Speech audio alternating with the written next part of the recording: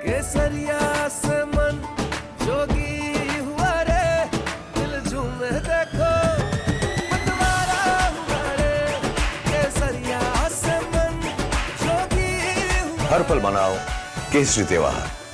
विमल, बोलो जुबान केसरी।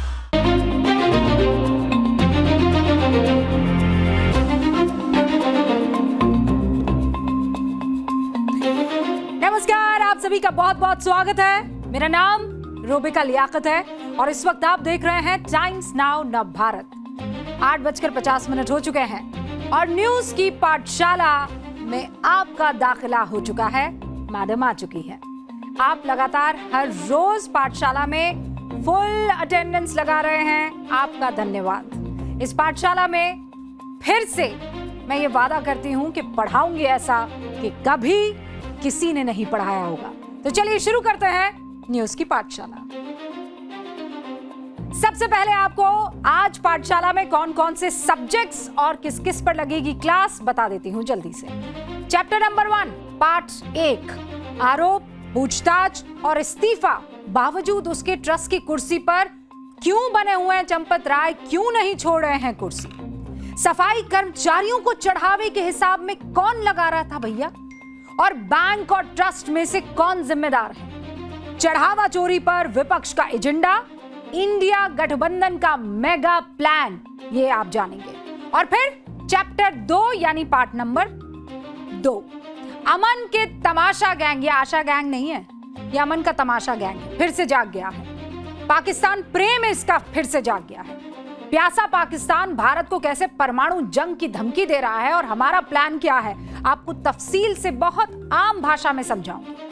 और फिर चैप्टर नंबर 3 यानी पार्ट 3, सस्ता और महंगा। सुबह से आपके पास यही खबरें आ रही होंगी कि हमारे पास ये सस्ता सस्ता होने वाला है, अरे नहीं नहीं मॉनसून नहीं आने वाला है तो अब महंगा हो जाएगा। तो ये जो पूरा नंबर गेम है पाठशाला में, इकोनॉमिक्स की क्लास, देश की तिजोरी भर रही है।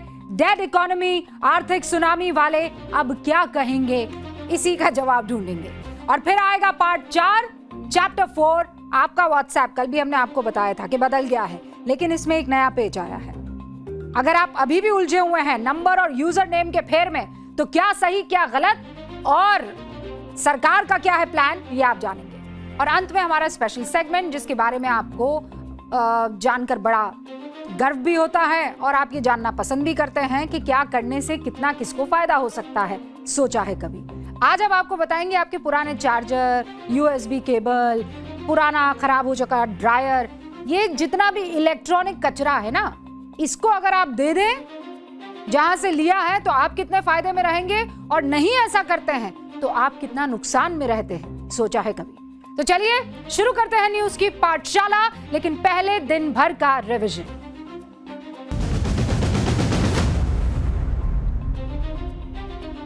3 दिन भारत दौरे पर जापान की प्रधानमंत्री ताकाइची 16वें शिखर सम्मेलन में शामिल होंगी। पीएम मोदी से मुलाकात करेंगे। व्यापार, निवेश और रक्षा जैसे कई क्षेत्रों में दोनों देशों के बीच संबंधों को और मजबूत करने पर चर्चा होगी। नितिन नवीन पर तेलंगाना सीएम रेवंत रेड्डी के बयान को लेकर बीजेपी हमलावर है। कह रही है अहंकार की पराकाष्ठा है ये, बंगाल में खेला हुआ जनता तेलंगाना में भी कर देगी। जन्मदिन पर समर्थकों ने अखिलेश को भगवान कृष्ण के रूप में दिखाया। बीजेपी ने हिंदुओं के अपमान का आरोप लगाया, कहा अखिलेश को भगवान कृष्ण के रूप में दिखाकर सपा ने हिंदुओं का मजाक उड़ाया है। जनरल धीरज सेठ बने इंडियन आर्मी के 31वें चीफ। सेना को मॉडर्नाइजेशन पर विजय फॉर्मूला, ड्यूटी, ऑनर और नेशन फर्स्ट का लिया संकल्प। महिला सुरक्षा को लेकर बंगाल की सुवेंदु सरकार का बड़ा फैसला। सारे थानों में खोली जाएगी महिला हेल्प डेस्क, जगह जगह तैनात की जाएगी दुर्गा स्क्वाड। दुर्गा पूजा महालया से पहले डेडिकेटेड पीसीआर वैन और डेडिकेटेड नंबर 102 शुरू कर दिया जाएगा।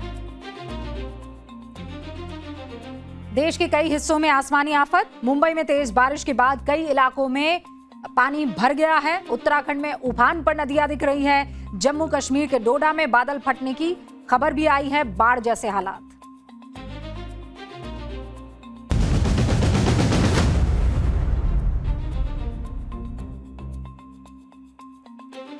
दिन भर के रिवीजन के बाद न्यूज की पाठशाला में पहली क्लास।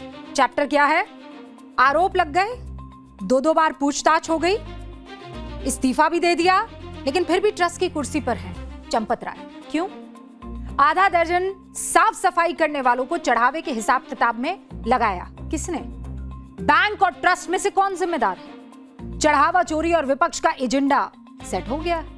इंडी गठबंधन ने कैसे मेगा प्लान बना दिया है वो भी हमारे पास जानकारी है। देखिए, राम मंदिर चढ़ावा चोरी कांड में आज बहुत सारे बड़े खुलासे हुए हैं और मैं चाहती हूं कि एक इन्फॉर्म्ड सिटीजन होने के नाते आप उन सारी खबरों को एक बार ध्यान से सुन लें। लेकिन वो बताऊं उससे पहले कुछ याद दिलाती हूं आपको, ये बहुत जरूरी है क्योंकि ये प्रभु राम का सवाल है।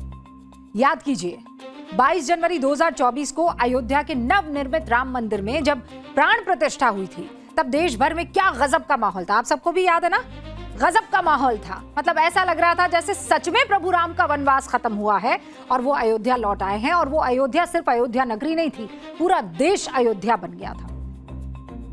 5 लाख से ज्यादा मंदिरों में भजन और कीर्तन हो रहे थे, रामायण पाठ हो रहे थे उस दिन। बीजेपी, आरएसएस, वीएचपी मिलकर पूरे देश में 60 दिनों तक राष्ट्रव्यापी दर्शन और उत्सव अभियान चला रहे थे। तब कौन सी बड़ी बड़ी बातें कही जा रही थी, मैं आज आपको याद दिलाती हूं। क्या कहा गया था कि ये राम मंदिर भारत में अगले 1000 वर्षों के लिए राम राज्य की स्थापना का संकेत है। कहा था कि नहीं? कहा गया कि यह सांस्कृतिक गौरव की वापसी है। यह भी कहा गया कि राष्ट्रीय चेतना का मंदिर है। राम मंदिर निर्माण और अयोध्या के विकास को सांस्कृतिक विरासत और विकास का महाकुंभ बताया गया। कहा कि अब महात्मा गांधी के सपनों का सच्चा लोकतंत्र स्थापित हो गया है। तब यह भी कहा गया कि राम हमारे संविधान और मौलिक अधिकारों के प्रेरणा स्रोत हैं। वो आज भी हैं और हमेशा रहेंगे। 22 जनवरी 2024 को पूरा देश राममय था, राम धुन में रमा हुआ था। लेकिन सोचिए, उस वक्त राम राज्य की जो परिकल्पना दिखाई जा रही थी, मैं आपसे आज सवाल पूछती हूं, क्या वो परिकल्पना साकार हो गई?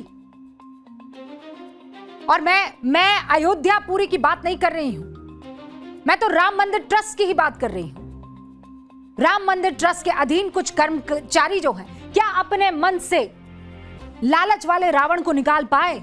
जवाब है नहीं। क्या यही राम राज्य की परिकल्पना थी? अरे, जिस मर्यादा पुरुषोत्तम श्री राम ने मां सीता को आरोप लगने मात्र से त्याग दिया था, आज उसी राम मंदिर में चंपत राय राम मंदिर ट्रस्ट से अपना नाता तोड़ने को तैयार क्यों नहीं है? कह रहे हैं मैंने तो इस्तीफा सौंप दिया, लेने को तैयार नहीं है। अरे, आज भी आप काम कर रहे हैं, क्यों? पद का जो त्याग चंपत राय ने किया, क्या वो केवल दिखावे भर के लिए था? क्योंकि जो चंपत राय सवालों के घेरे में है, पूछताछ का सामना कर रहे हैं, वो चंपत राय महासचिव के पद से इस्तीफा देने के बाद भी अपने पद, अपनी कुर्सी पर क्यों बैठे हुए हैं और बकायदा मंदिर के भीतर जाकर अपना रोज का कामकाज कर रहे हैं?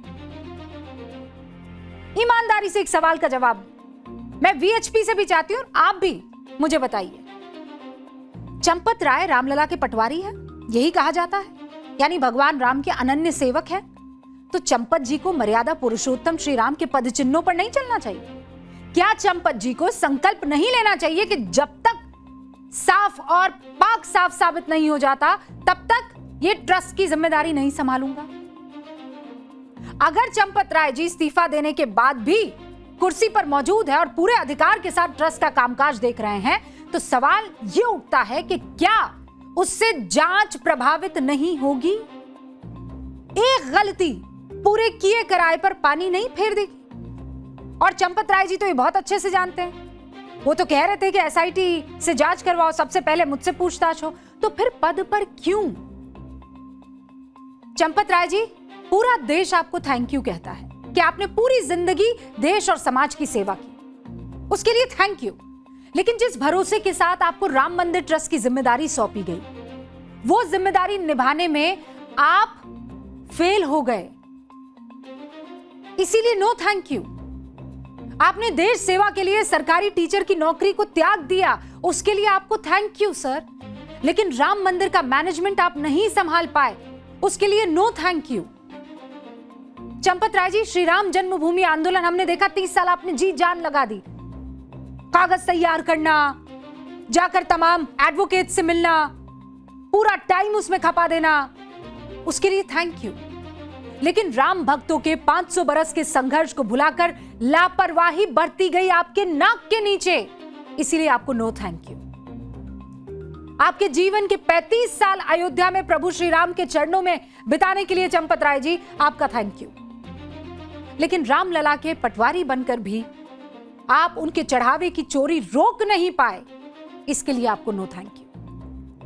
और मुझे माफ कीजिएगा, लेकिन राम से है राम भक्त, राम से है अयोध्या, राम से है भारतवर्ष, और इसीलिए भक्ति राम की होगी, भक्त की नहीं। चंपत राय जी को जिम्मेदारी लेनी होगी और तब तक खुद को ट्रस्ट से अलग रखना होगा जब तक दूध का दूध पानी का पानी नहीं हो जाता। गोपाल राव जी भी यही करेंगे और अनिल मिश्रा जी को भी यही करना चाहिए। और इसीलिए राम मंदिर ट्रस्ट के कार्यालय प्रभारी प्रकाश गुप्ता जब बयान देते हैं तो राम भक्त चौंक जाते हैं। आप खुद सुनिए। अभी तो उनका इस्तीफा स्वीकार नहीं हुआ, इस्तीफा दे दिया क्योंकि तमाम तरह तरह की लोग बातें कर रहे थे, तो इन सब की आलोचना बचने से कि पद का प्रेम है, क्यों नहीं इस्तीफा दिया, इतने आरोप लगे, तो उन्होंने दे दिया। आपको ग्रुप के माध्यम से जानकारी मिली होगी? नहीं, मुझे तो मैं ट्रस्ट में कार्यालय बैठता हूँ तो मुझे जानकारी नहीं होगी। तो मतलब अभी भी वो काम देख रहे हैं? अब इस्तीफा दिया लेकिन स्वीकार तो हुआ नहीं।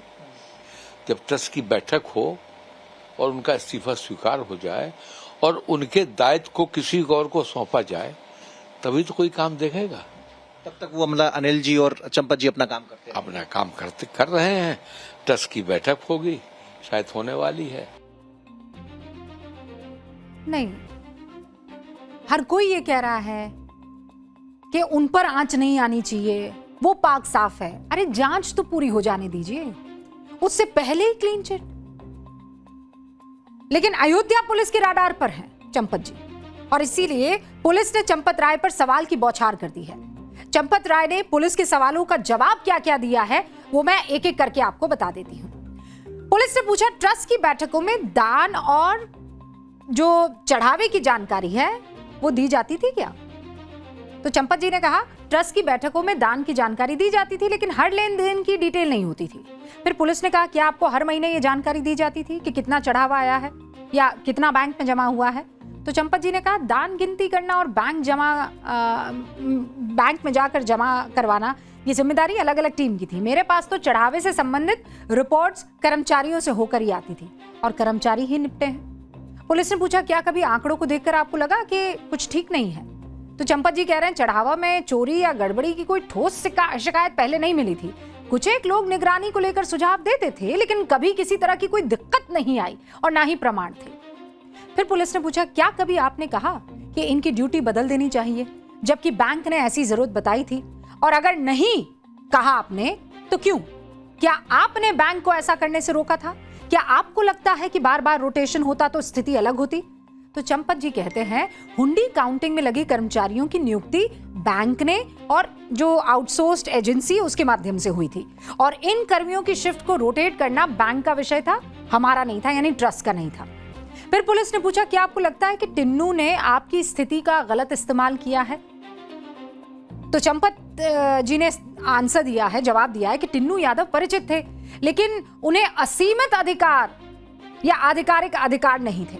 इससे पहले किसी कर्मचारी पर व्यक्तिगत संदेह नहीं था। हालांकि चंपत जी अच्छे से जानते हैं कि उनका ड्राइवर जो था वो हर जगह घूमता था, जब चाहे जैसे चाहे घूमता था। मैं मंदिर प्रांगण की बात कर रही हूं। अयोध्या पुलिस सिर्फ चढ़ावा चोरी के आरोपियों से पूछताछ नहीं कर रही बल्कि जबरदस्त एक्शन में है। आरोपियों के घर से चढ़ावा चोरी की रकम बोरा भर भर के निकल रही है। अभी तक इस पूरे कांड में कितने आरोपी हैं ये पुलिस और एसआईटी को अभी तक तो पता नहीं है। चढ़ावा चोरी की कितनी रकम चोरी हुई है इसका भी कोई मोटा मोटा अंदाज पुलिस को अभी तक नहीं मिला है। लेकिन आपको यह बता दूं कि एसआईटी ये पता लगाने की कोशिश कर रही है। समाजवादी पार्टी के नेता रामगोपाल यादव, उन्होंने दावा किया है कि 20,000 करोड़ रुपए चढ़ावा चोरी हो चुके हैं। हमने भी अपने कुछ सूत्रों से बातचीत की है, उन्होंने कहा इतना बड़ा अमाउंट ये झूठ है। और वीएचपी के कुछ सोर्सों से हमने बात की है। लेकिन अभी तक पुलिस ने आरोपियों से कल कितनी रकम बरामद की है और किस आरोपी के पास कितनी रकम बरामद की गई है, इसके बारे में आपको जल्दी से बता देती हूँ। प्रणाम कर दीजिए बोर्ड बाबू को भैया। हाँ, चलिए बोर्ड बाबू, कितना पैसा मिला? ठीक है, आरोपी नंबर 1। ठीक है, अच्छा पहले ये बता देती हूं, कितने आरोपी जानते हैं आप लोग? आरोपी हैं टोटल 7। एक आरोपी अज्ञात है, उसका नाम नहीं है। आरोपी है 7। 80,85,000 ये क्या है? ये टोटल अमाउंट मिल गया है। टोटल अमाउंट मिला है 80,85,000। अब आप कहेंगे कहां कहां बरामद हुआ है, कैसे कैसे मिला है? तो पहला आरोपी कौन है? अविनाश शुक्ला। ठीक है, अविनाश शुक्ला, उसके यहां से मिला है 20 लाख। ठीक है, 39, ये शुक्ला। ठीक है, इनके यहां से मिला है 20,39,000। अब ये 1000 और लाख लिखूंगी नहीं, ये ऐसे ही समझ लीजिएगा। चलिए, दूसरा आरोपी अनुकल्प मिश्रा। ठीक है, अनुकल्प मिश्रा के यहां भी जब पहुंचे तो उनके यहां बरामद हुए 16,82,000 रुपए। ठीक है, फिर आइए तीसरा, रमाशंकर मिश्रा। रमाशंकर के यहां से मिला 7 लाख रुपया। ठीक है, और कुछ 32,000। हाँ, 32।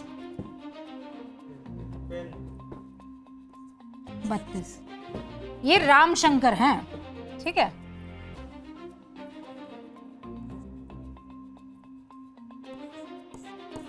रामशंकर। ठीक है, इनके यहां से लगभग मिला है 7 लाख। चौथे आरोपी हैं टिन्नू यादव। अब टिन्नू यादव के यहां पता है आपको कितना मिला है? और ये तो गजबी आदमी है। टिन्नू यादव ने तो टिन के बक्से में पैसा छुपा रखा था। टिन्नू यादव के यहां से 1 लाख रुपया बरामद हुआ है, लेकिन छुपाया इस तरीके से कि ढूंढने में टाइम लग गया। 1 लाख रुपया। और ऐसे करके 3 और आरोपी हैं जिनके पास, मनीष कुमार यादव के पास लगभग 2 लाख रुपए बरामद हुए। फिर आरोपी नंबर 6 है करुणेश पांडे, उसके यहां पर 18 लाख रुपए। अब इसे कहां लिखा जाए, चलिए क्लीन कर देते हैं। आरोपी नंबर 4 करुणेश का रुख करते हैं। 2 बता चुकी हूं, करुणेश, इसके यहां से कितना रुपया मिला है? लगभग 18 लाख। ये लोग कौन है आगे आप जानेंगे। ठीक है, करुणेश के यहां पर 18 लाख, लवकुश मिश्रा है 14 लाख, लवकुश के यहां पर लगभग 14 लाख लगभग। ठीक है, अब इन सारे के सारे ये जो बरामद हुए पैसे हैं और ये चंदा चोरी हो रही है, इस पर बड़े बड़े बयान दिए जा रहे हैं। अब तक जो रिकवर हुआ है वो मैंने आपको बता दिया है, लगभग 80 लाख रुपया है। लगभग ये बरामद हुआ है। क्या कह रहे हैं राजभर, उनको सुनिए आप। सरकार ने आवश्यकता महसूस किया, कार्यकाल बढ़ाया एसआईटी का और कार्रवाई पूरी होने दीजिए। निश्चित तौर पर पूरे देश के अंदर एक उदाहरण प्रस्तुत होगा और विश्वास के साथ कहना चाहते हैं कि इस तरह की घटनाओं की पुनरावृत्ति उत्तर प्रदेश की धरती पर कभी नहीं होगी।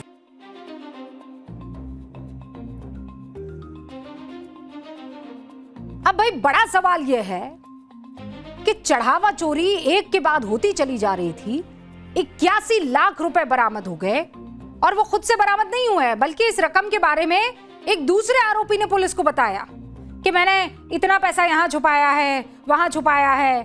टिन्नू यादव ने, जैसा मैं बता रही थी, एक हॉस्टल के कमरे में स्टील की टंकी में नोट भरे हुए थे।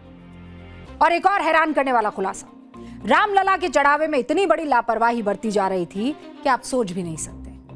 मतलब आप सोचिए, आपके घर में आप सफाई कर्मचारी को अगर कहें कि तिजोरी जो है, मतलब झाड़ू बर्तन पोछा तो आप कर ही रही, तिजोरी पर भी नजर रखिएगा।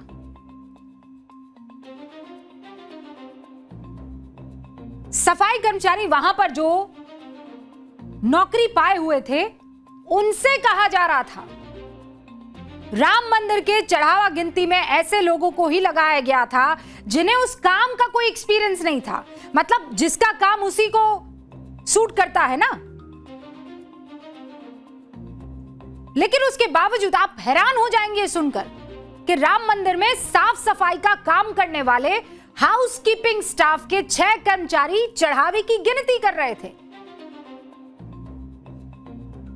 पुलिस ने उन सभी 6 कर्मचारियों को गिरफ्तार कर लिया। ये सभी सफाई कर्मचारी वाराणसी के सैनिक security services private limited company के थे। इस कंपनी ने राम मंदिर में 22 लोगों को हाउसकीपिंग सर्विस के लिए भेजा था, लेकिन इनमें से 6 कर्मचारियों को चढ़ावा गिनती में लगा दिया गया। पता चला कि इस कंपनी के जो अयोध्या ब्रांच के चीफ मैनेजर है, उन्होंने सभी 22 कर्मचारियों की सिफारिश कर रखी थी और इसी चीफ मैनेजर ने लिखित में 22 कर्मचारियों के नाम अपनी एजेंसी को भेजे थे, जिसके बाद एजेंसी बगैर सत्यापन के ही सभी 22 कर्मचारियों को रिक्रूट कर देती है, अयोध्या राम मंदिर भेज देती है। अब सिक्योरिटी एजेंसी कंपनी ने कहा कि बैंक की जिम्मेदारी थी कि उनसे हाउसकीपिंग का काम करवाया जाए। यह कंपनी 8 राज्यों हाउसकीपिंग सिक्योरिटी और कैश लॉजिस्टिक सर्विस 8 राज्यों में दिया करती है।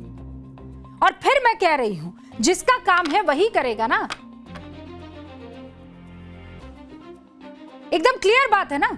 अब अचानक आप कहें नहीं रूबिका जी कैमरा आप संभालेंगे और जो कैमरा के पीछे हैं वो आकर एंकरिंग करेंगे। जिसको जिस काम के लिए रखा गया है वो काम वो करेगा। लेकिन आपने ठीक उल्टा कर दिया। जो वहां पर सफाई कर्मचारी जो जिस पोस्ट पर रखे गए थे, जिस काम के लिए रखे गए थे, वो चंदा जो चढ़ाया जा रहा था उसकी काउंटिंग कर रहे थे। मतलब चढ़ावा चोरी कांड का देखिए क्या क्या पहलू निकल कर आ रहा है। और इसी राजनीतिक फायदे के लिए पूरा इंडी गठबंधन एक्टिव है। और क्यों नहीं होगा। कांग्रेस, समाजवादी पार्टी, शिवसेना, यूबीटी, आम आदमी पार्टी हाथ धोकर बीजेपी के पीछे पड़े हुए हैं।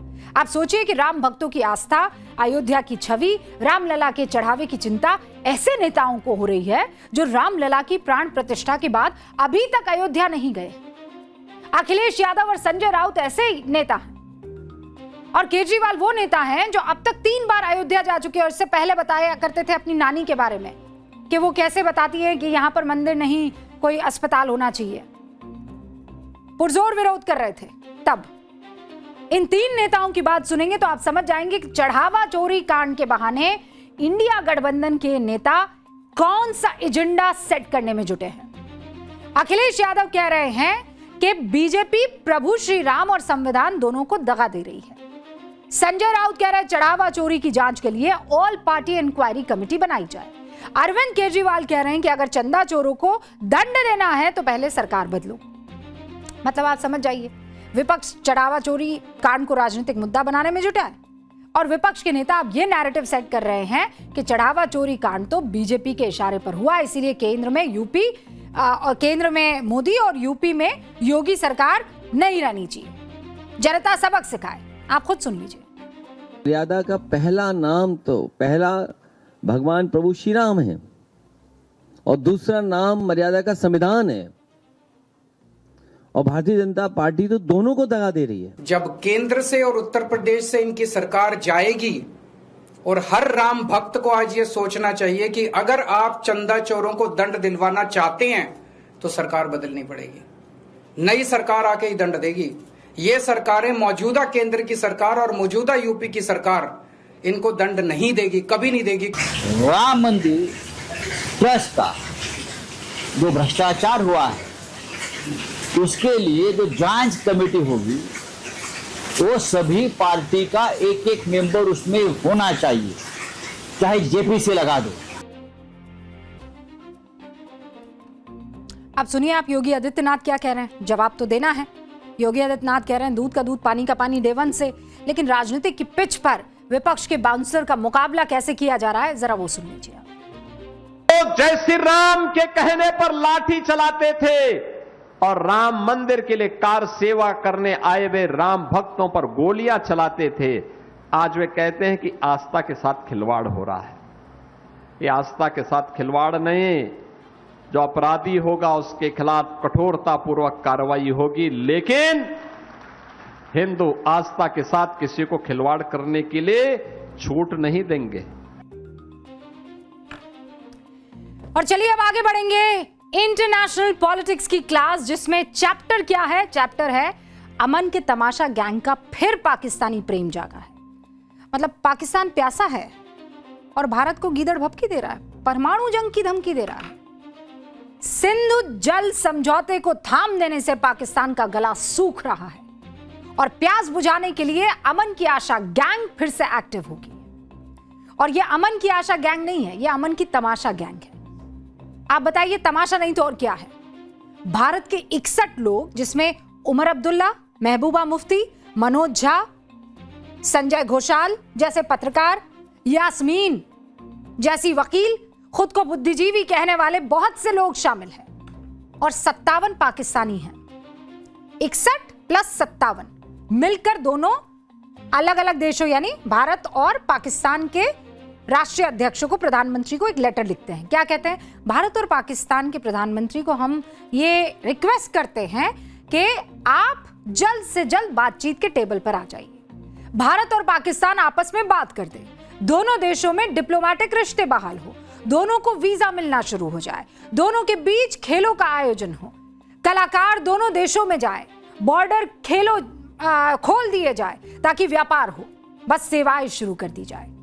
और इन सब के पीछे तर्क क्या दिया जा रहा है कि लगातार अविश्वास और टकराव से विकास जो है वो रुका हुआ है। भारत और पाकिस्तान के बीच 2019 से डिप्लोमेटिक चैनल और बातचीत बंद है। कब से बंद है? 2019 से, क्योंकि भारत ने जम्मू कश्मीर में तब क्या किया था? धारा 370 हटा दी थी। धारा कौन सी थी? 370। अब सवाल है कि भारत पाकिस्तान से क्यों नहीं बातचीत करता?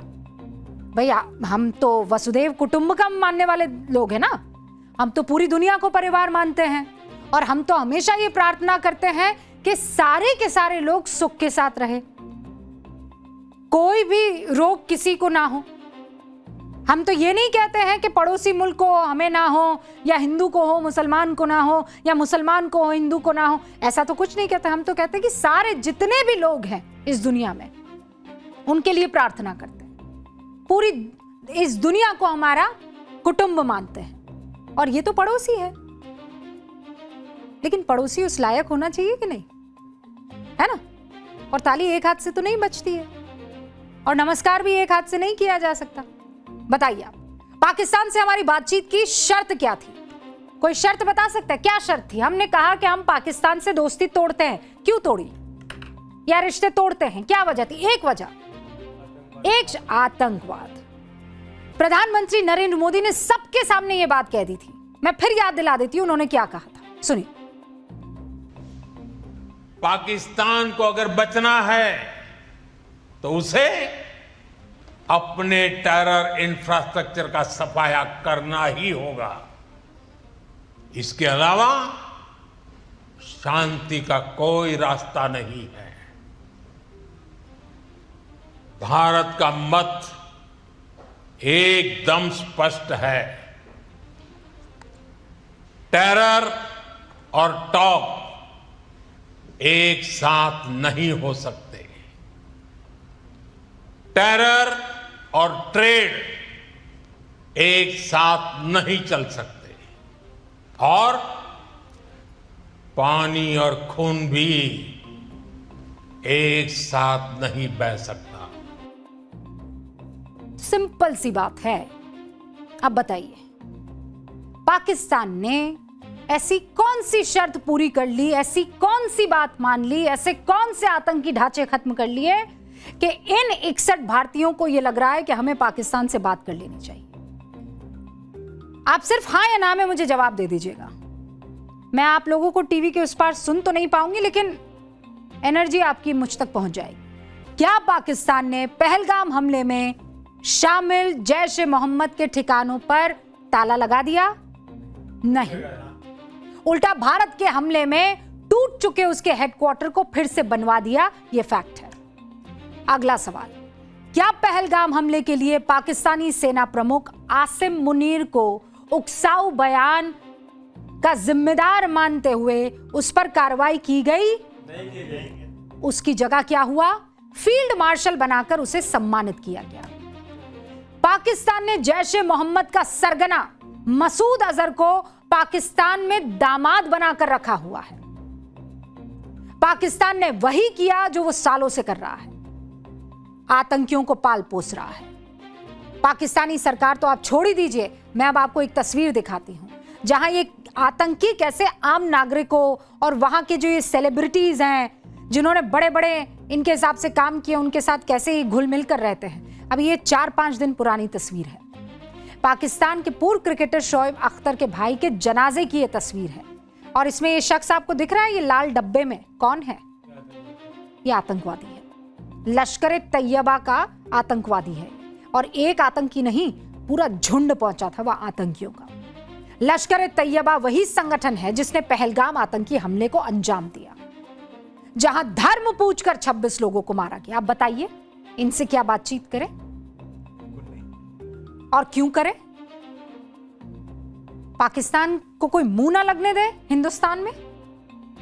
और बताइए, पाकिस्तान से बात करके, या छोड़ी बात करके तो छोड़ दीजिए, पाकिस्तान से ना बात करके हमको नुकसान क्या हो रहा है?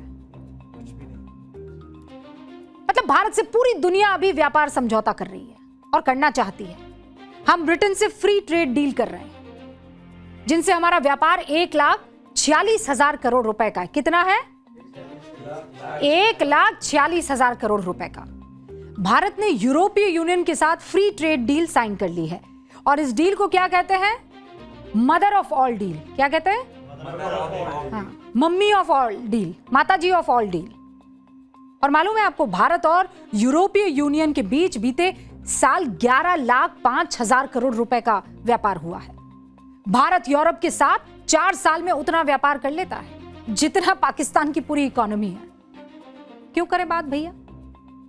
पाकिस्तान की हैसियत इतनी है ही नहीं, और भारत अगर उसे इग्नोर कर दे तो भारत को कोई नुकसान नहीं होगा। लेकिन शांति दूत बनने के चक्कर में कुछ लोग जरूर अपना नुकसान गिन रहे हैं कि हमारा क्या होगा, हमें कौन पूछेगा। वैसे इस पत्र पर साइन करने वाले फारूक अब्दुल्ला, महबूबा मुफ्ती से लेकर आरजेडी सांसद मनोज झा तक, इन 61 में से एक ने भी यह हिम्मत दिखाई है कि पहलगाम के पीड़ित परिवार में से किसी एक का साइन करवा ले उस खत पर जो दोनों प्रधानमंत्रियों को लिखा है, और कहते हैं कि जिन पर हमला हुआ वो भी पाकिस्तान से बातचीत चाहते हैं। ये लोग भिखारियों के कलाकारों को भारत में काम करते देखना चाहते हैं, तो लिखवा लेते ना पीड़ित परिवारों से। लेकिन हिम्मत है आपकी कि पीड़ित परिवारों के सामने जाकर ये कह दें कि उस आतंकिस्तान से हम बात करना चाहते हैं। और बात कर रहे हैं अविश्वास की। अविश्वास बढ़ा जब जुलाई 1979 में तत्कालीन प्रधानमंत्री राजीव गांधी पाकिस्तान गए, 89 में माफ कीजिएगा, और बदले में 89 के अंत में कश्मीर में पाकिस्तान समर्थित आतंकवाद का दौर शुरू हो गया। अविश्वास बढ़ा जब फरवरी 1999 में प्रधानमंत्री अटल बिहारी वाजपेयी बस लेकर लाहौर पहुंचे। कौन सा साल था वो? 1999। फरवरी 1999 में प्रधानमंत्री अटल बिहारी वाजपेयी बस लेकर लाहौर पहुंचे थे। पाकिस्तान करगिल इलाके में घुसपैठ करता है। उसके बाद एक तरफ नवाज शरीफ भारत के प्रधानमंत्री से गले लगते हैं, दूसरी तरफ पाकिस्तानी सेना प्रमुख मुशर्रफ भारत की जमीन पर आक्रमण की तैयारी करते हैं। और नतीजा क्या है? मई 1999 में करगिल की जंग। अविश्वास तब बढ़ा जब जुलाई 2001 में पाकिस्तानी राष्ट्रपति मुशर्रफ भारत आते हैं। आगरा समिट में अटल बिहारी वाजपेयी से दोस्ती बढ़ाने के शगुफे छोड़ते हैं। उसका अंजाम क्या दिया पाकिस्तान ने? दिसंबर में 2001 में भारत के संसद पर आतंकी हमला। 2008 सितंबर का महीना, यूएन जनरल असेंबली के दौरान भारत के प्रधानमंत्री मनमोहन सिंह और पाकिस्तान के राष्ट्रपति आसिफ अली जरदारी मिलकर एक बयान देते हैं कि रिश्तों को बेहतर करेंगे, हम सब साथ मिलकर चलेंगे। और बदले में क्या हुआ? 2 महीने बाद 26 नवंबर 2008 को पाकिस्तान ने 10 आतंकियों को भेजा। मुंबई में 26/11 अटैक हुआ, 170 से ज्यादा लोग मारे गए। 25 दिसंबर 2015 प्रधानमंत्री नरेंद्र मोदी प्रोटोकॉल तोड़कर अचानक पाकिस्तान पहुंच जाते हैं। तत्कालीन पाकिस्तानी प्रधानमंत्री नवाज शरीफ के नातन के शादी समारोह में शामिल होते हैं। और फिर क्या हुआ? 2 जनवरी 2016 को पठानकोट एयरबेस पर आतंकी हमला होता है। इस देश की नींव ही धोखे पर टिकी है। ट्रॉफी चोर नेताओं से भरा हुआ है ये देश, और काम है सिर्फ आतंकियों को पालना। माफ कीजिएगा कि मैं इतना गुस्सा कर रही हूं। आज मुझे गुस्सा उन 61 लोगों पर आ रहा है जो विश्वास करने की वकालत, अरे हमने तो हर बार विश्वास किया है और हर बार इन लोगों ने हमें जख्मी किया है। मतलब कोई एक बार को सांप पर भरोसा कर ले लेकिन पाकिस्तान पर ना कर सके। एक से बढ़कर एक उदाहरण भरे पड़े हैं, लेकिन शांति दूत, देश को कुछ होता रहे, हम तो वो सफेद वाले पंख उड़ाएंगे। इनको सफेद कफन नजर नहीं आते हैं जो पहलगाम में हुए। भारत और पाकिस्तान को इनको मिलाना है। और याद रखिएगा, हम वो मुल्क है कि इस पाकिस्तान ने हम पर न जाने कितनी दफा छुरा भोंकने की कोशिश की है। पिछले 78 सालों में 3 युद्ध लड़े हमने। सीमा पर गोलियां तो ये चलाते ही रहे हैं, आतंकवादी हमले तो ये करवाते ही रहे हैं, लेकिन हमने इंसानियत नहीं भूली। और यही वजह है कि एक समझौता हर आतंकी हमले के बावजूद, हर तूफान के बावजूद टूटा नहीं, अटूट रहा। जानते हैं वो समझौता कौन सा था? कोई एक बता पाएगा? Indus water treaty. 19 सितंबर 1960 में यह समझौता हुआ। 65 की जंग, 71 की लड़ाई, 99 का करगिल, मुंबई का आतंकी हमला, पुलवामा का आतंकी अटैक, सब झेल गए। अड़िग रहा लेकिन ये सिंधु जल संधि समझौता। लेकिन कहते हैं ना कि पानी जब सर से ऊपर चला जाता है तो आदमी को याद आता है। हमें भी ये एहसास हुआ। अप्रैल 2025 में पहलगाम वो पानी था जो सर से ऊपर गया, और पाकिस्तान के आतंकियों ने जो कायराना हरकत की, उसके बाद भारत ने 23 अप्रैल 2025 को पहली बार संधि को स्थगित कर दिया। अब आज आपको मैं एक एक करके डिटेल में बता दूंगी ये संधि कैसे पाकिस्तान का गला सुखाने पर मजबूर कर रही है। साल 1947 देश का बंटवारा हो गया था। देश का बंटवारा तो हुआ लेकिन नदियां नहीं बटी। जो सिंधु नदी प्रणाली है ना हमारी, जो इंडस बेसिन आपको पढ़ाया गया होगा 5वीं 6वीं में भूगोल में, इंडस बेसिन उसको कहते हैं सिंधु नदी प्रणाली। वो भारत से निकलकर पाकिस्तान में जाती है। तो उस पानी को लेकर विवाद बढ़ा और 13 साल तक बातचीत करते रहे हम लोग आपस में। फिर 1960 में वर्ल्ड बैंक की मध्यस्थता हुई कि भैया क्या है, पड़ोसी हो आप लोग, आपस में निपटा दो, आपस में बातचीत कर लो। तो भारत और पाकिस्तान के बीच में एक संधि साइन हुई, इंडस वाटर ट्रीटी। और उस वक्त भारत के प्रधानमंत्री कौन थे? जवाहरलाल नेहरू, है ना। पाकिस्तान के राष्ट्रपति फील्ड मार्शल अयूब खान उस वक्त वहां पर राष्ट्रपति थे पाकिस्तान के। दोनों ने साइन किए और इस समझौते का मकसद यह था कि सिंधु नदी प्रणाली के जल को लेकर बंटवारा हो जाएगा दोनों देश में, और फिर कभी विवाद नहीं होगा। ठीक है। अब मैं इस मैप के जरिए आपको, ये मैप यहां पर लगा हुआ है, इस मैप के जरिए आपको कुछ समझाने की कोशिश करती हूं। भारत को इस संधि के जरिए जो है 20% पानी ही मिला। नदी यहां से होकर जाती है। ये जो आपको हरी लाइनें दिख रही है ना, ये जो हरी लाइनें यहां पर दिखाई दे रही है, ये है सिंधु, झेलम और चिनाब। और इन तीनों नदियों का पानी संधि के तहत मुख्य रूप से पाकिस्तान के हिस्से में आ गया। और ये जो नीली वाली आप लाइन देख रहे हैं, ये वाली, ये है सतलुज, ब्यास और रावी, ये भारत की है। इन तीनों नदियों का इस्तेमाल भारत कर सकता है। तो टोटल कितनी नदियां हो गई? 6 हो गई। ये 1, ये 2, ये 3, ये 4, ये 5 और ये 6। सिंधु, झेलम, चिनाब हो गई पाकिस्तान के पास और सतलुज, ब्यास, रवि हो गई हमारे पास।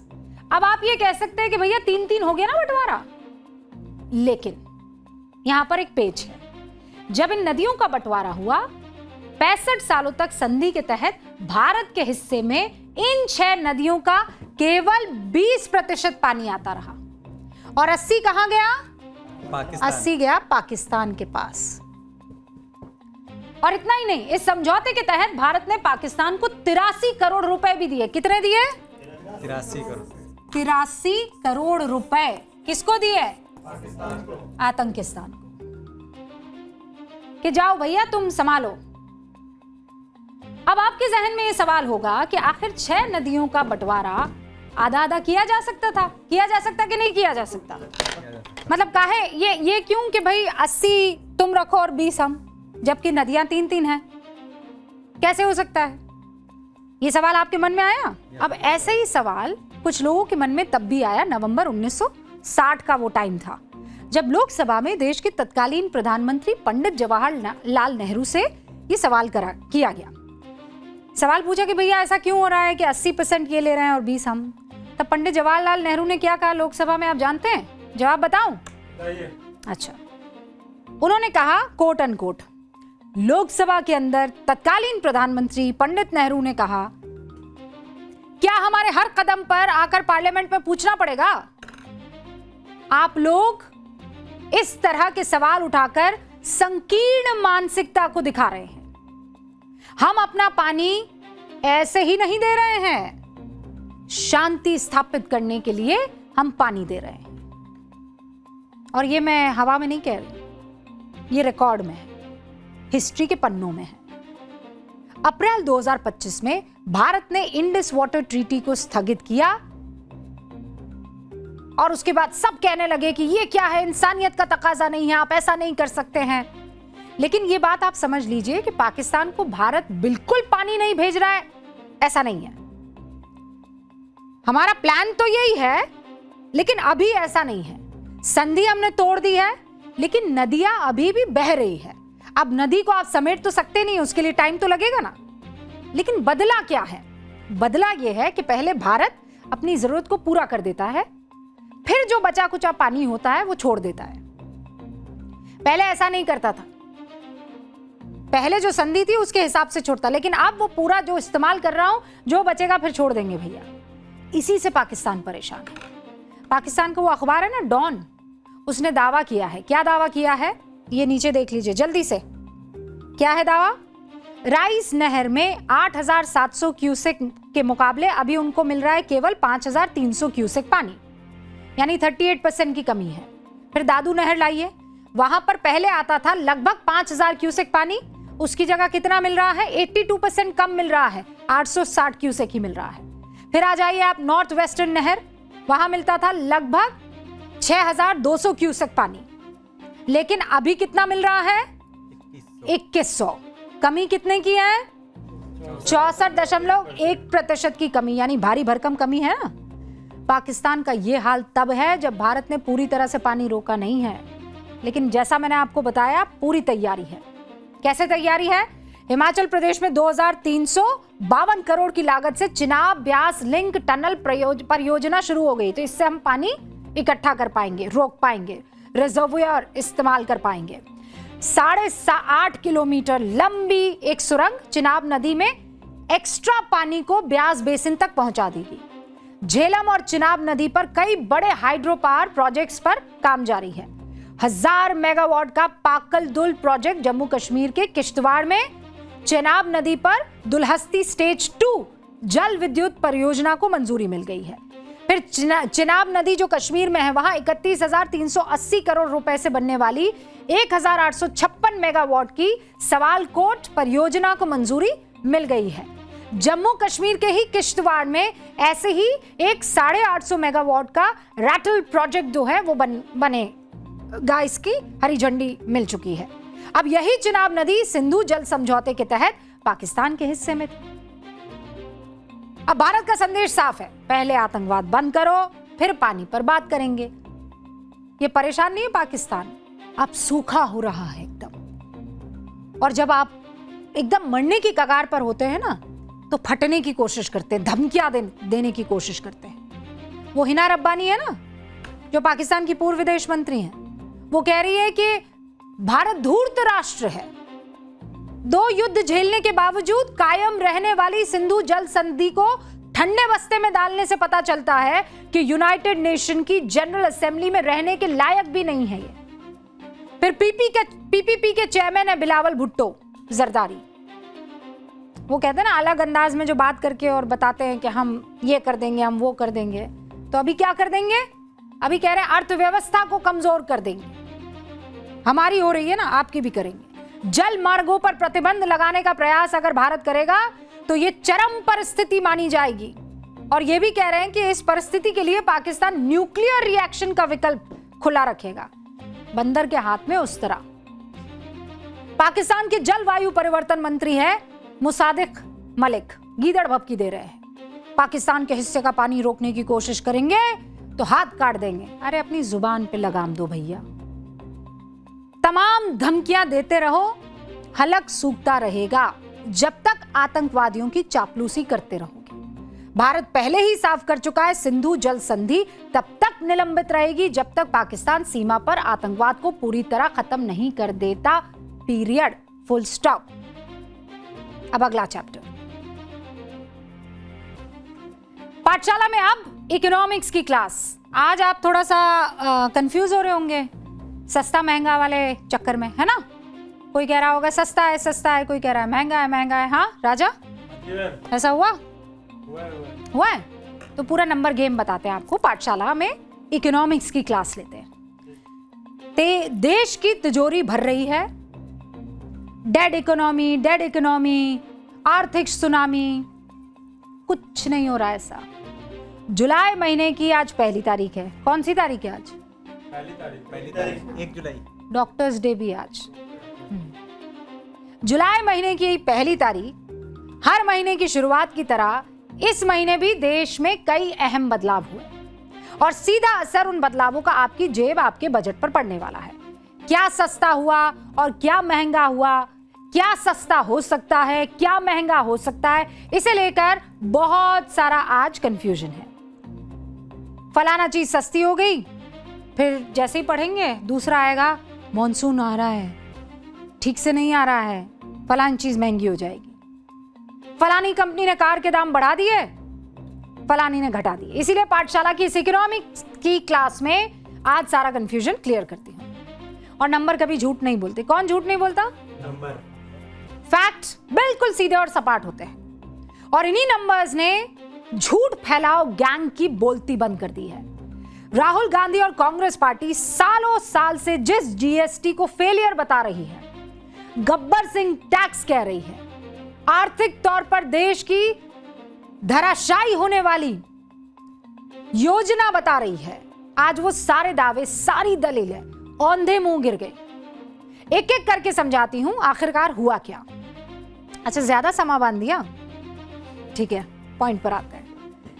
कमर्शियल गैस सिलेंडर औसतन 180 रुपए तक सस्ता हुआ। दिल्ली में इसकी कीमत 2930 हो गई है। पहले ये कितना था? ये आपको कैसे पता? 3113 बगल में लिखा हुआ है। पहले मिल रहा था और अब मिल रहा है 2930 में। इसका मतलब क्या है उसको समझिए। कमर्शियल एलपीजी यानी रेस्टोरेंट और होटल्स में इस्तेमाल होने वाला एलपीजी, आपके घर का 14 किलो वाला सिलेंडर नहीं, उसके दाम में कोई बदलाव नहीं हुआ है। अब आप सवाल करेंगे तो इससे हमारा क्या फायदा मैडम, बताइए। एग्जाम्पल के जरिए बताती हूँ, ठीक है। चलिए बोर्ड बाबू का रुख करते हैं। बोर्ड बाबू शुरू करें? इसमें दुकान, नाम बताओ दुकान का कोई, जल्दी बताओ। किरण दुकान, चलो भाई किरण का किरण, किरण दुकान, अच्छा चलो भाई। क्या बनाते हैं? समोसे कचौड़ी। समोसे कचौड़ी, ठीक है भाई। समोसा कचौड़ी आप समझ जाइए, ठीक है। समोसा बेचा जाता है किरण दुकान पर, ठीक है। अब यहाँ पर किरण जी जो इस्तेमाल करती हैं वो करती हैं कौन सा सिलेंडर? Commercial cylinder. 180 रुपए घट गए हैं, ठीक है। मान लीजिए किरण जी हर दिन 3 सिलेंडर यूज करती हैं। कितने कर रही हैं? 3 सिलेंडर, ठीक है। तो 3 सिलेंडर पर 180 कम करेंगे तो कितना होगा? जल्दी बताओ कितना होगा? 180 इंटू 3 कितना हुआ? 540। अच्छा 540। अगर इसको महीने में ले जाएंगे तो कितना होगा? एक महीने में कितनी बचत हो जाएगी? एक महीने में ये बचत हो जाएगी 16,000 रुपए। कितना बचा लिया? किरण ने कितना बचा लिया? 16,000 रुपए किरण ने बचा लिए। छोटी दुकानों के लिए हो सकता है कि जिनके बड़े बड़े कारखाने हो उनके लिए, या बड़े बड़े रेस्टोरेंट हो उनके लिए बचत बड़ी ना हो, लेकिन 16,000 रुपए एक छोटी दुकान के लिए बहुत है। और इसीलिए जब ये कीमत बढ़ी थी तब हम कह रहे थे कि बहुत बड़ी कीमत बढ़ाई है। तो रेट्स में ये बदलाव बहुत जरूरी है, क्योंकि पिछले कई महीनों से मिडिल ईस्ट की जंग और हॉर्मुज के बंद होने से पूरे देश में एलपीजी की समस्या खड़ी थी और इसका भार जो है वो सीधे सीधे जनता पर पड़ रहा था। आज जो बदलाव हुए हैं उसमें एक और बड़ा बदलाव है तेल की कीमतों में भी। Private fuel retailer company Nayara energy ने पेट्रोल कितना सस्ता किया पता है? 5 रुपए प्रति लीटर। डीजल कितना सस्ता किया पता है? 3 रुपए प्रति लीटर। इसमें आम आदमी को महंगाई से राहत मिलेगी। डीजल के दाम घटने से जो सामान एक जगह से दूसरी जगह जाया करता था उसका खर्च कम हो जाएगा। आने वाले दिनों में फल, सब्जियां, राशन, दूसरी चीजें सस्ती हो सकती है। यही वजह है कि लोग अब सरकारी कंपनियों से भी दाम घटाने की मांग कर रहे हैं कि नायरा की तरफ से हो सकते हैं तो बाकी सबकी तरफ से क्यों नहीं। जो 5 रुपए कम हुआ है उसके लिए धन्यवाद बहुत बहुत। बाकी हमें बहुत सहूलियत मिली हुई है, इसके लिए धन्यवाद नायरा कंपनी को। हम क्या है सर, यूपी से उठाते हैं अपना डीजल, वहाँ चल रहा है अभी 95। यहाँ तो राजस्थान है तो यहाँ तो 7-7 रुपए बढ़ती ही मिलता हम लोग। आज सस्ता मिल जाएगा 3 रुपए तो हमारा डीजल बढ़ जाएगा। डीजल 3 रुपए सस्ता हुआ है, पेट्रोल 5 रुपए सस्ता हुआ है। हम लोगों को बहुत राहत मिली है। अब भाई ये वाली राहत तो हमको भी चाहिए, है ना। मतलब एक प्राइवेट कंपनी तेल के दाम कम कर सकती है तो सवाल यह है कि सरकारी कंपनियां दाम क्यों नहीं कर रही हैं, है ना। वो भी तब जब जून 2026 में कच्चा तेल 30% सस्ता होकर $120 से सीधा $80 नीचे आ गया है। लेकिन हुक्म, पूरा गणित इतना होता तो मजा आ जाता। इतना आसान नहीं है ना जितना हम समझ रहे हैं। भारत अपनी जरूरत का 90% कच्चा तेल विदेशों से डॉलर में खरीदता है। किस में खरीदता है? डॉलर में। आज $1 की कीमत कितनी है? 95 रुपए 14 पैसे। और कच्चे तेल के 1 बैरल की कीमत कितनी है? $72। यहां एक और बात समझनी जरूरी है कि 1 बैरल कच्चे तेल से सिर्फ पेट्रोल नहीं बनता। 1 बैरल से करीब 72 से 78 लीटर पेट्रोल, 38 से 46 लीटर डीजल, 8 से 10 लीटर एलपीजी और दूसरी चीजें बन जाती हैं। इसी वजह से पेट्रोल की कीमत सीधे 159 से डिवाइड करके आप नहीं निकाल सकते। समझ गया? 1 लीटर कच्चे तेल की कीमत लगभग 66 रुपए हुई। अब आप कहेंगे तो फिर हमें 100 से ज्यादा क्यों चुकाना पड़ रहा है पैसा? अब इसके पीछे की वजह बताऊं? 3 कारण है। रिफाइनिंग, मुनाफा। कच्चे तेल को पेट्रोल में बदलने में करीब 3 रुपए प्रति लीटर का खर्च आता है। मतलब कच्चा तेल आया, अब उसको पेट्रोल भी तो बनाना है, रिफाइन करना पड़ेगा। रिफाइन करने के लिए बड़ी बड़ी मशीनें लगेंगी, बहुत रिस्की दूसरी चीजें होती हैं, तो उसमें 3 रुपए प्रति लीटर का खर्च आता है। और तेल कंपनियां और पेट्रोल पंप डीलर्स का मुनाफा भी उसमें होता है, 3 रुपया प्लस मुनाफा, तो मिलकर इसमें लगभग 16 से 21 रुपए जुड़ जाते हैं। ठीक है, फिर दूसरा है टैक्स का खेल। पेट्रोल डीजल की आधी कीमत तो सिर्फ टैक्स ही है भैया। केंद्र सरकार इस पर एक्साइज ड्यूटी लगाती है, राज्य सरकार अपना वैट लगाती है या सेल्स टैक्स जो है वो वसूलती है। आपको पता है कौन कौन से राज्य सबसे ज्यादा वैट और सेस लगाते हैं? आइडिया? तेलंगाना, केरल, कर्नाटका, TKK। क्या हुआ? तेलंगाना, केरल, कर्नाटका। अब यहां किसकी सरकार है? नहीं बाबा, दूसरों की भी है।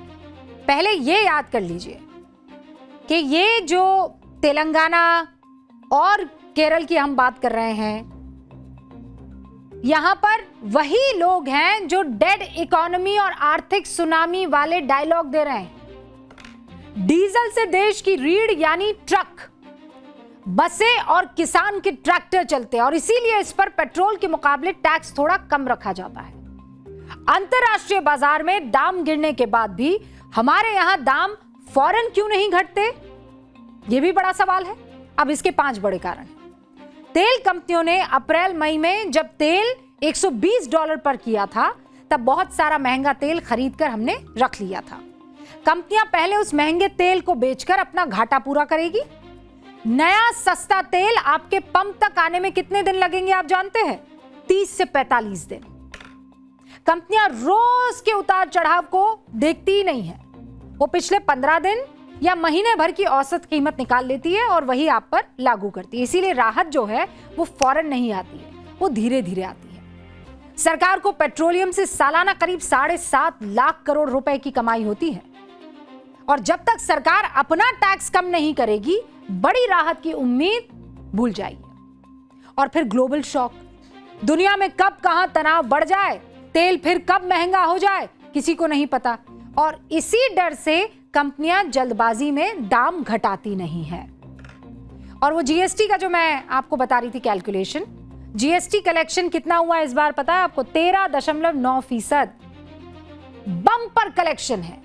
जून में 1.95 मतलब लगभग 1,95,000 करोड़ हो गया है। इंपोर्ट से होने वाली कमाई में 34.6% का इजाफा हुआ है। कुल कमाई 60,038 करोड़ रुपए की हमारी हो गई है। और इसीलिए बार बार हम कहते हैं नंबर झूठ नहीं बोलते हैं, ये जीएसटी कलेक्शन के नंबर है।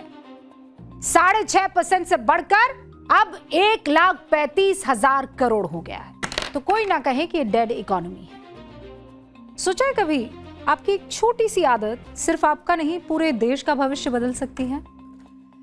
अब एक आदत जैसे आपकी, मैं चाहती हूं कि आप अपने घर के जितने भी ये दराज हैं, ड्रॉर्स हैं, पुराने बैग हैं, गठरी हैं, उन सबको खोलें और उसमें मुझे जल्दी से बताइए पुराने टूटे फूटे फ़ोन चार्जर, फूटा हुआ phone, earphone, battery, USB cable, कितने सारे हैं और क्यों आपने संभाल कर रखे?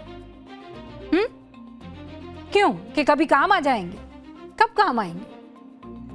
ये इलेक्ट्रॉनिक कचरा जो है आपको कितना नुकसान करता है पता है? सोचा है कभी? घर में रखने की वजह से ये जो आप कचरा रखते हैं इलेक्ट्रॉनिक कचरा, 21,000 करोड़ का इलेक्ट्रॉनिक कचरा रिसाइकल नहीं हो पा रहा है क्योंकि ये वेस्ट रिसाइकल होने के लिए मिलता ही नहीं है।